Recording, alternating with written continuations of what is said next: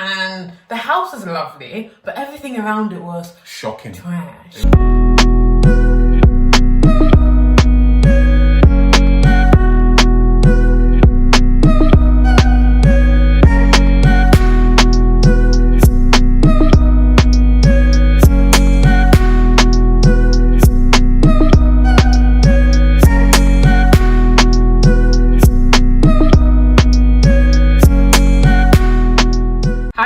Welcome back to our channel. We're just doing a quick one today, telling you a story. So several stories actually. Yeah, there's a few. There's a few stories within the story, but it's an ongoing thing. So yeah, it's an ongoing situation. Mm-hmm. Basically, unfortunately, we got scammed. Well, it depends on your definition of scammed. As far as I like to say it, being scammed is when like someone being duped. Yeah, exactly. Out of money. And unfortunately, that's what's happened. Exactly. It's funny because we always looked at ourselves as, you know, people that were quite intelligent, you know, educated. We are intelligent, really. We are these things. We are intelligent and educated, yeah. But you know, it's just naturally when you hear people getting scammed, naturally you don't think of you know, you almost look at them like, bro, you should have thought a bit, you know. But unfortunately, that is where we are. So where do we even start from? Seriously. Ooh. You know, let's just start from the wedding because that's when it all started. Yeah. So just before we got married, right? You know how we told you about the fact that our honeymoon got cancelled on the wedding week? Yeah. So guess what, guys? That same week, we got some information about the house we're supposed to move into, and essentially the house was scrapped. So it was like a new house. It was a brand new house.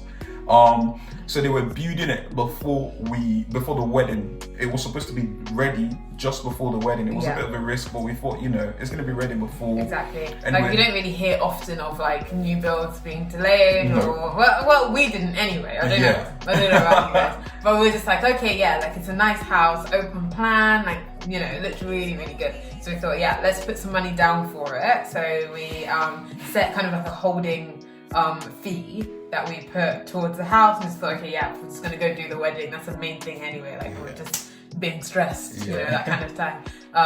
So we got that email and we said pad in because it was that email and the honeymoon email that we saw at the same time. Crazy. And you know, guys, like if they tell you something like the house is gonna be ready in 2 weeks' time, then it's frustrating, but at least we would know that maybe after the wedding we'd stay at a hotel for a week, or, you know, find some friends to stay over. But they told us literally the house is not going to be ready till further notice. Yeah. And when you get further notice, you know that they just don't know what they're doing. It's like, we don't want to tell you something and then have to cancel it again. So when they said further notice, we knew that, look, it's like we are in trouble kind of thing.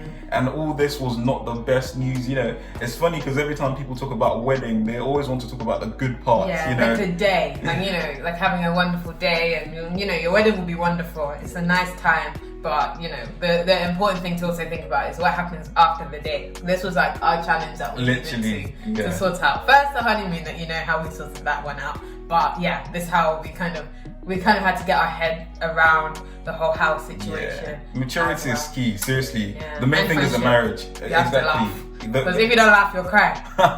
It's the truth. It's so true. Yeah. It's so true. Like, yeah, it's better to be intelligent. But yeah, so what happened? We ended up having to stay at my brother's house for a couple of weeks. It was a blessing in a way because they've been married for a couple of years, so it was almost like having that kind of experience and learning from people that have been there. Young couple, no young pressure, couple, that kind of thing. It was so nice because they've got a big house as well, so it's not really like we were in each other's faces. We're just on the other side of the house, and so we had space when we needed. But at the same time, we could mix and you know, chat and eat and do whatever when we wanted to interact. So it was it was perfect.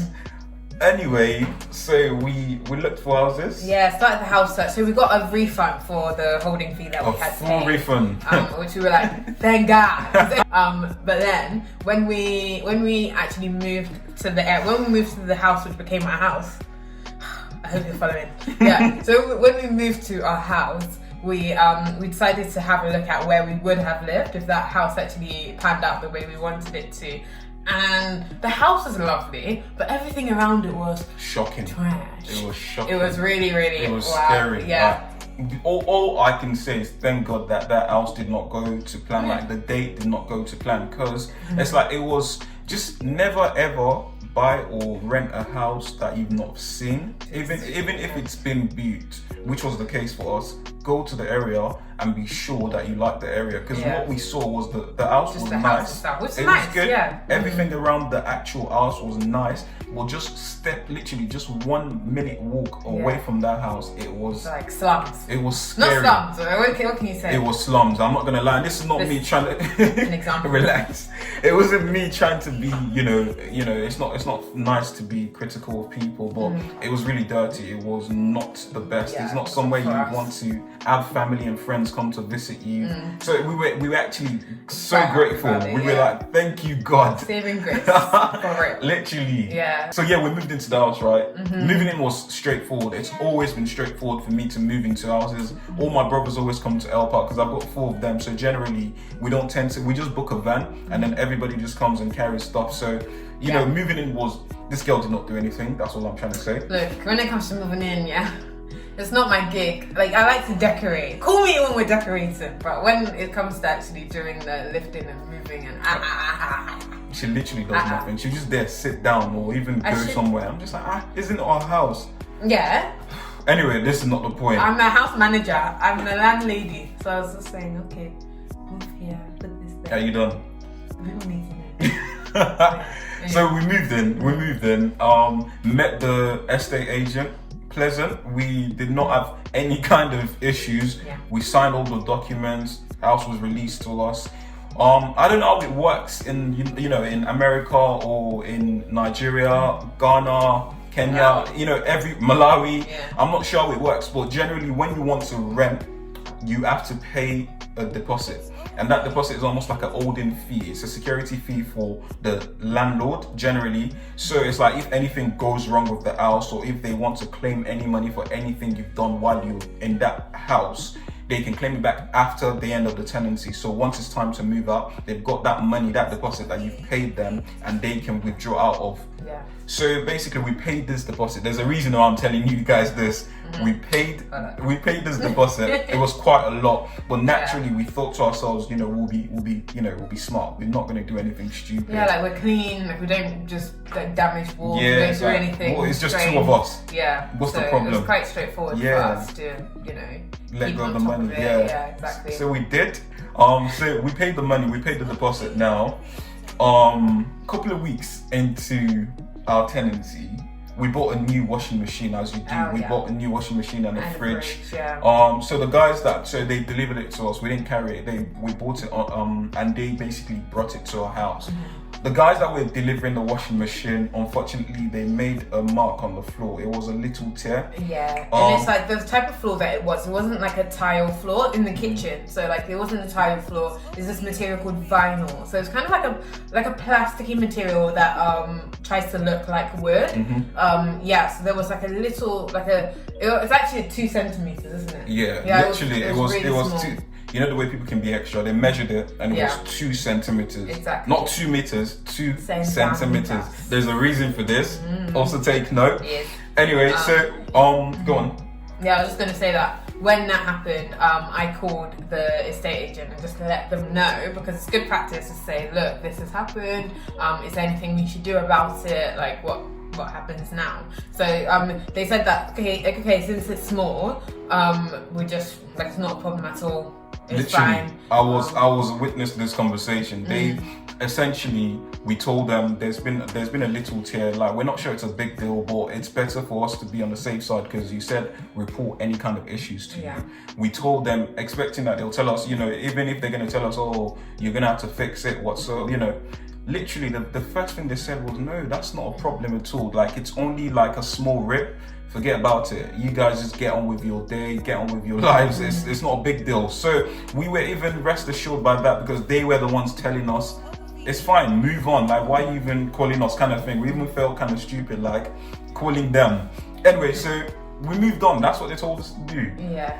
Anyway, a couple of months down the line, we'd been there for a few months, well over 6 months, but we decided we want something permanent and something closer. To move to a different location, really. Yeah. Where we had moved to was close to like one of the big cities in the UK, so it was really like fast paced and whatever. We lived just outside it, so it was still like kind of like a quieter area. Yeah. But we're far more kind of like country people. We like going for walks. We like to. Well, I'm even just talking for myself. I put him into it. I like to see sheep outside. That's what I like. So we decided to move a little bit closer to where my family is, which is like southern England rather than like the Midlands, call it, which is where we were at the time. Yeah. So essentially we decided it was time to move, which we didn't think was a big deal. We wanted something more long term. So, you know, for that reason, we thought it would be better to be closer to family. So where we wanted was in between my brothers, the brother where we stayed at his place after the wedding, and Temwa's mom. So we thought it was perfect, right in the middle, and also it was more quiet. We wanted a bit more peace, we wanted a bit, you know, that kind of, just something a bit greenery, you know, just getting to walk and go for a jog whenever you want and not feeling like everybody's there. And we found something like that. So immediately what we did, we called the landlord, right? Naturally. That's what you do. We called, literally just told them, guys, it's time, you know, we've already done our contract anyway, we're on a month-to-month basis now, so it's time to move. Yeah, we had to give like 1 month notice saying that next month we're going to move out of the property, so yeah, just letting you know. Yeah. Which was fine with us because we weren't in like any like crazy rush, but but in the midst of that happening, coronavirus came. Corona. Guys, anyway, came to bomb the plan. It literally. So it became like a little bit more tricky to get things together. Not even tricky. Everything was affected. Everything was affected. Yeah. The van companies, everybody was like, we're not working anymore. We literally went from being in a position where we were about to move to not even knowing what was going to happen anymore. Yeah. It was just, it's like everything turned upside down. It was not a good period. Most people had difficulties around that period anyway. So what we just chose to do was to call the estate agent to let them know that, you know, although we've given you a notice, we're struggling to sort a few things out. We are in a position where we are not finding the van companies. You know, we wanted someone to come and clean up the house as well. Naturally, we wanted to live in the state. We met it. Professional cleaning. Yeah, that kind of thing. So then, like, also during that time, like around our area, it was just strugs. I don't know about you guys, but around our area at the time, it was crazy. Literally. Getting food was long. Like, it was just like a lot of complications. So we thought, to be honest, being closer to family, even during this time, you know, being able to like isolate and whatever, but not have people too far would probably be the best. So we said to them that we're still keen on moving as soon as possible, but you know, like it's going to take a little bit of time to put things together, a few days, that kind of thing, not like a whole month. We didn't even request a few days. That's the thing. We did not request anything. We were doing it to be nice, not even to be nice, but you know, naturally, if you're in a position where you're facing difficulties and I'm expecting you to do something, I would expect that someone will reach out to me and let me know that, oh, this is what I'm doing. You know, it's nice, it's formal, I don't know, that's the way I like to do things anyway. So we called them not to make a request, we called them to let them know that this is what we're facing so far. There's a few difficulties, but we're still looking to move out. Simple, not even a complicated conversation. Well, my friend decided to tell us that, look, there's no issue. Don't even rush yourself, stay. It's like, I am also affected. My businesses, or everything that I'm doing is being affected. So it's like, I don't expect you to, you know, run out of your way and carry the thing by hands. He literally was being friendly and telling us that stay. He said, make sure that if you have to stay for a very long period, you let me know so we can agree, you know, some kind of, But he also said that, you know, if you're staying for a few days, well, like a couple of days is cool, but if it goes over that time, then we'll let you know if chargeable days do come. So we thought, cool, at least we have like a little bit of wiggle room, a little bit of time that we can work with. So we carried on like putting things together for the move. And then that was it. We actually did not even need that. We need literally 2 days after, 2 days after we moved out completely. Like we sorted things out. We were quite fortunate. It was a blessing. Things came together after that. So we literally did not even think of anything. As far as we're concerned, everything has gone to plan. We're blessed. New house. We've been able to move out successfully, even with all the pandemic, which we thought was going to affect it. That's it. We're good. However, 2 weeks. 2 weeks after that, after moving out completely, we get a beautiful email. So remember how we mentioned the deposit you pay before moving in, how you pay, so, like a security fee where they can withdraw out of if, there's any issues. Anyway, so we got an email saying they want to take our deposit. Guys, we're like, Paddy? They want to take the deposit. It's like, I've not heard this before. It's like, if someone wants to, maybe say, oh, this thing was a bit damaged, so we're thinking about taking this, minor amount out of the deposit. Yeah. No, not this guy. It's like more than 50%, well, 60, 70. More than 70, literally, they want to pack the deposit. It was really so strange. we were confused, like, where have you gotten this from? So line 1, the reason they want to take our deposit.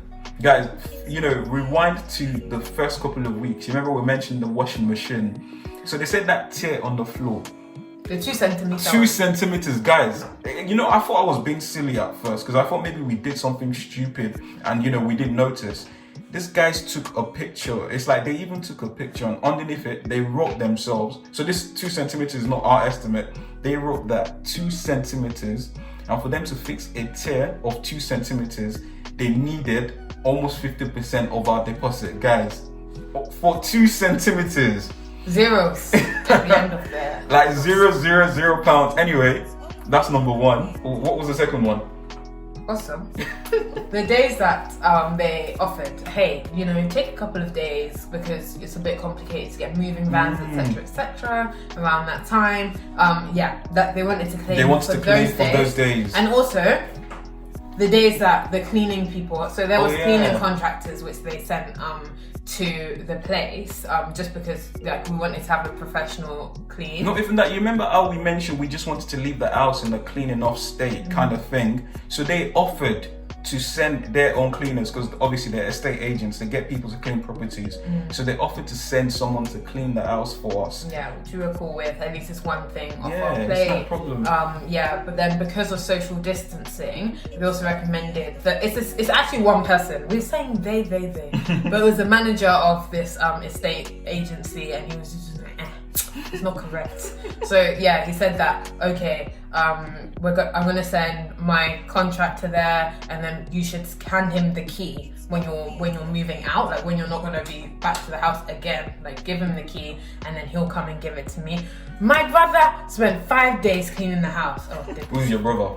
The contractor. The contractor spent 5 days cleaning the house. 5 days to clean house. Which doesn't make any sense. I know that maybe he wasn't doing it like straight. Maybe he was like, going here, going there, coming back to do bits and bobs. All good. Like, to be honest, I don't blame him. That's whatever. It was around the bank holiday. But then the manager of the estate agent wanted to add those days to our the days we were already out of the house. The days so his own cleaner, he sent a cleaner to clean the house. Because of social distancing, the cleaner didn't do it while we were there. We moved out. 5 days, he decided to use 5 days to clean it. And then he added those 5 days to the money he was trying to claim from us. And it's just like, we were just so confused. Like, are we actually being silly? Is this something that, are we exaggerating? But it just wasn't making sense. And then this is not even it. There's some other things that we can't, be describing because just some minor things here and there. Basically, the guy ended up, all the amount he was going to claim was going to practically take our deposit. Yeah.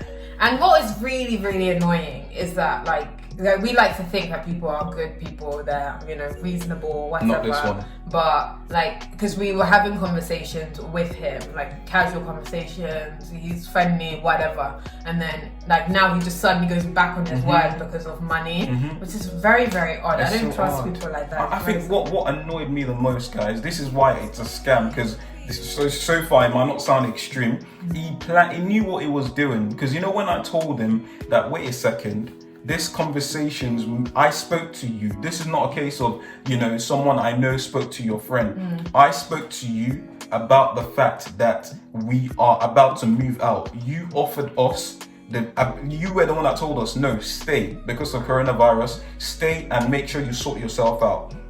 You were the one that also told us. You were also the one that told us that the washing machine, the tear on the floor, was not an issue. We didn't just expect it. He offered that to us, but then he now turned around and told me, but there is no written evidence about what you're claiming. And I think that was just the final one. I was just like, wow, because of what it was trying to say is, although I spoke to you about it, you can't prove it. So the claim is making, because it's basically making the claim to like a legal service who they sort out disputes between tenants and landlords. So he's basically telling us that he's going to tell them that we didn't have a conversation about it because there's no way we can prove it. And of course, unfortunately, it's true, we did not have any written conversation, and that was exactly what it did. And we found that this was not something that was, well, I found out that this was not the first time. So it's like they'll go around taking information, telling you to do things, but because of there's no way it's written, what they do is they'll claim the money, and as long as you can't prove it, who's recording your phone conversation? As long as you can't prove it, they will literally go and they'll claim your deposit. So really, we're sharing this story because you guys should be careful. Yep. Like, of course, this is a public platform. So like loads of people who go, you rent things, or you'll have contracts with people for whatever reason. And we're just saying that it's super important that you write things down and you send emails, have a paper trail of what is going on, of the interactions you have. Of course, it's nice to think that people are just nice and normal, and especially if you've had a relationship with them over some time. But when it comes to legal matters, just make sure that you are always having a paper trail. Right. Even look like a weirdo. Thank you for the conversation earlier. This is what we literally, that's what I'm learning. It's like write what they already know. It's like, oh, thank you for telling me that I can stay here. Thank you for telling me that the rip on the floor is not an issue, because that is the only mistake we made. Now he's literally turning that against us, and there's nothing we can do. And this is a lot of money. We'll overcome. That's what was coming. We'll overcome. I pray. But it's a lot of money. Like, seriously, I did not want to do this video because it's already frustrating enough. Really annoying. But if it's going to help even one person out, please. It might seem like obvious information, but guys, you don't want to be in this position. It's not easy at all. Yeah, you don't want money's real. It doesn't grow on trees. Exactly. Yeah. Hey, but you know what, guys? It's not all bad. It's not all bad. So right now, the reason why we're standing, by the way, is because we're in our new house. So yeah, we just thought, we'll show you. We already promised that we were going to give you a little tour. It's empty at the moment. Literally, we've just stepped in now, so we haven't even put our furnitures. There's no chair, there's nothing. It's empty. But we just want to give you like a little empty house tour.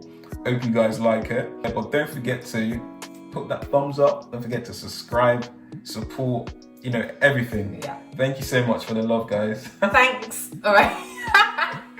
So here's our house. See you guys soon. Bye bye.